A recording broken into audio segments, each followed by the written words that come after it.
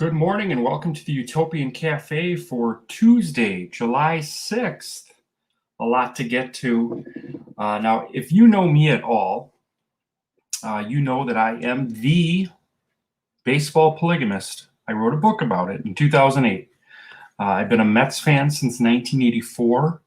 I grew up in Milwaukee, Wisconsin, so I've been a Brewers fan for just as long. Without without reciting the entire book, I'll give you a little backstory.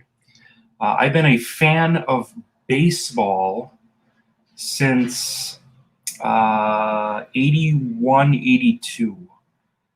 Just the game, not Major League Baseball, just the game of baseball, playing it, having a glove in my hand. I've been a fan pretty much my whole life. But in the I think it was May of '83. I saw my first game at County Stadium. I got a ball from Ben Ogilvy. My sister got a ball from Don Sutton. And I chose Gorman Thomas as my favorite Brewer because he looked a lot like my dad. And not even 6 weeks later, Gorman Thomas was traded to Cleveland, and it broke my heart. The next May, we got cable. And the cable guy saw that I had a baseball glove on because I was outside playing all the time. And he actually went out of his way to highlight all the games in the cable guide. And it was all Cubs, Mets, Braves. So my grandma and I would watch the Cubs pretty much every afternoon if they were at home. And then I would watch the Mets at night or the weekend. And I've stuck with them. I've stuck with the Mets now for, I guess this would be year number 38. But whenever the Brewers and Mets play each other,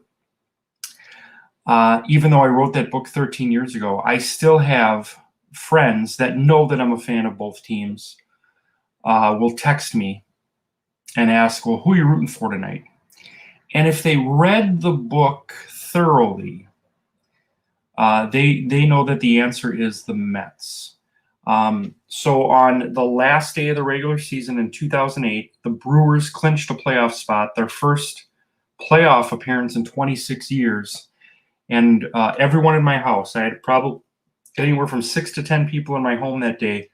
They were jumping up and down, hugging each other, crying, very happy. And I was happy.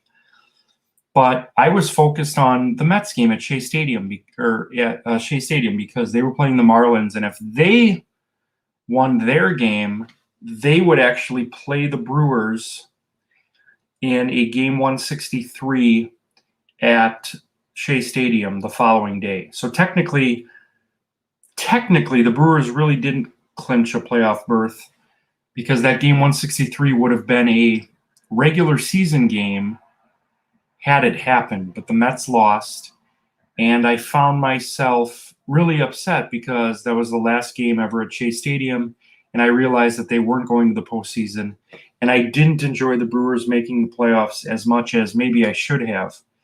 But going to bed that night, or even way before that, I realized that I'm a bigger Mets fan than I'm a Brewers fan.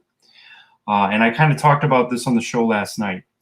If your two favorite bands are in town for separate concerts, you can only go to one.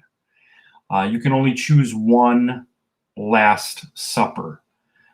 So, if push comes to shove and I have to choose between the two, I choose the Mets. And I think one of the reasons is it's so easy when you live in a town. A lot of times you're not even given the choice of what team you're going to root for. Your parents choose that for you. And that really wasn't the case for me. My mom and dad weren't big sports fans. They weren't fanatics. They didn't push me into liking anything sports related. Sometimes the game was on, sometimes it wasn't. But I chose the Mets at a very young age. So I think that's why it's special for me, because it's mine. And to this day, again, 38 years later, I have different feelings when each team wins or loses.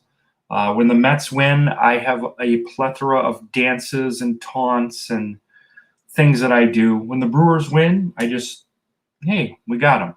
All right, cool. When the Mets lose, it hurts a little bit more. Anyway, that leads to my question. Question of the day here in the cafe. Do you have two teams or more? Is it acceptable to your friends or family to have two? That's the whole reason I wrote the book, was people were giving me a hard time for having these two teams when I don't understand what the problem is. There's 30 teams in Major League Baseball. When I was a kid, the Brewers were in the American League, the Mets were in the National League, and I followed the two teams, and I still to this day. So yes, 6 times a year they play each other, and 6 times a year I wish that the Brewers did not win. But it doesn't mean I don't love them. I do. I mean, I have so many memories of the Brewers: Gorman Thomas, Rob Deere, Teddy Aguirre, all the stuff that's happened in the last 13 years with their 5 playoff appearances.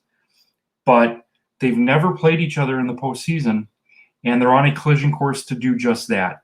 If things were to end right now, the Mets and Brewers would actually play each other in the first round of the playoffs. And as it stands right now, the Brewers would have home field.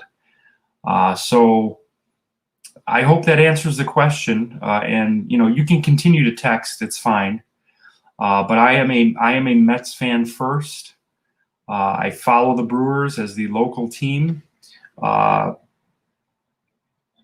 my friends are Brewers fans, so of course I want the Brewers to do well. But I am a Mets fan who just happens to be wearing a Dodgers hat today because it kind of matches the shirt, and it was really the first blue hat I saw today. So let me know if you're a fan of two teams for any sport. Could be anything: basketball, football, baseball, of course. Put those into the comments, and I'll respond to that as soon as I can. Let's get you some scores from last night. 10 games in the Utopian universe last night. The big story, the Pittsburgh Pirates putting up 21 runs. Oh my God. Can we do a redo? Paul, can we do a redo here? I think I got confused because the final score was 21-7. I was thinking football. It almost resembled like a Steelers-Dolphins game. Pirates beat the Marlins 21-7. Spanky Lavalier had 8 RBIs in this game. He had 2 homers, 8 RBIs. Roberto Clemente hit a 4th-inning grand slam. So the Pirates keep rolling. They're the number 1 team in the universe right now in the power rankings.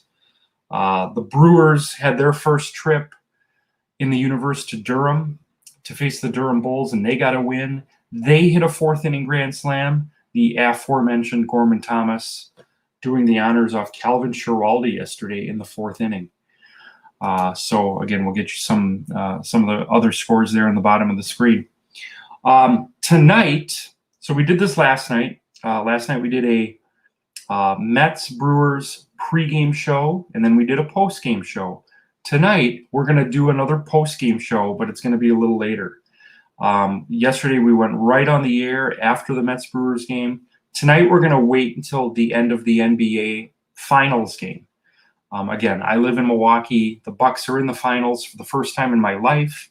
I'm not an NBA fan, but I'll be watching tonight. I'm interested to see how they do.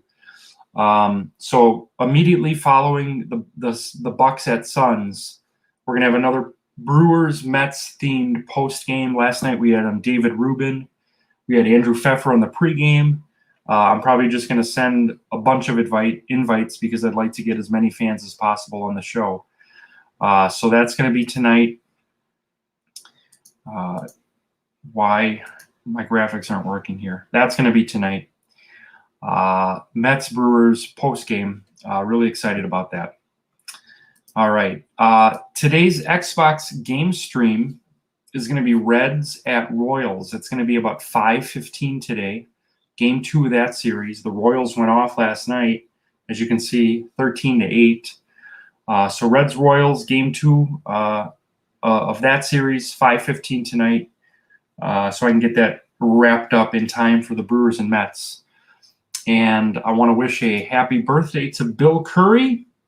Bill joined the universe in February, so happy birthday, Bill. Hope you have a great one. That's pretty much all I'll have today for you for now. So again, we'll see you at 5:15 for Reds Royals.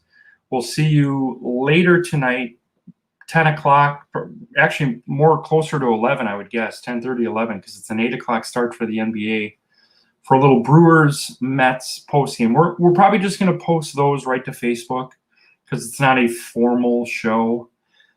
This is live on YouTube right now. If you haven't subscribed yet, please do so. You'll get the alerts because all the Utopian Cafe shows stream live to YouTube. Our trivia will be live to YouTube. That's actually a week from tomorrow, July 14th.